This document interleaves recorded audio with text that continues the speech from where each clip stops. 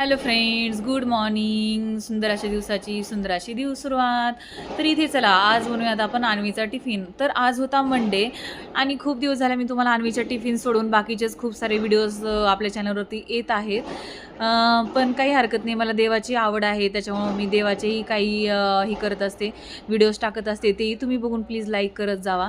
आणि इथं मी आज बनवत होते अन्वीला आपले नेहमीप्रमाणे जगदंब जगदंब दोन दूध उकळत आहेत आणि मी बनवत आहे शिरा. तर अन्वीला जेव्हा मंडेला असतो तेव्हा उठायचा फार कंटाळा येतो, ॲज सगळ्या मॉम्सची हीच कंडिशन असेल, आय थिंक सो. आणि मलाही फार कंटाळा आला उठायचा आणि टिफिन बनवण्याचा. तर जेव्हा टिफिन बनवण्याचा कंटाळा येतो तर सिम्पल वे म्हणजे शिरा.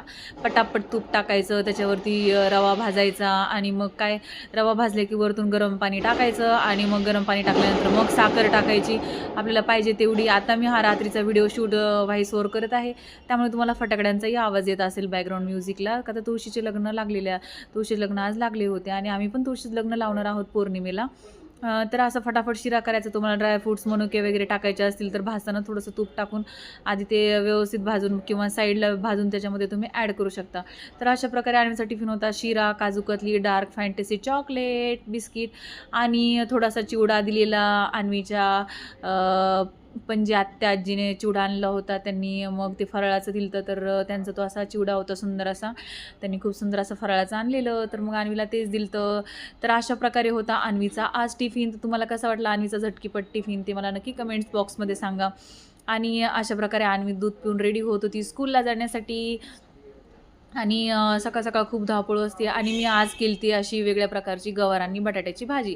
तर गवार करताना नेहमी थोडासा ओवा टाकायचा असतो, तेल जिरी मोहरी टाकतानाच ओवाही टाकायचा तेल जिरी मोहरीसोबत.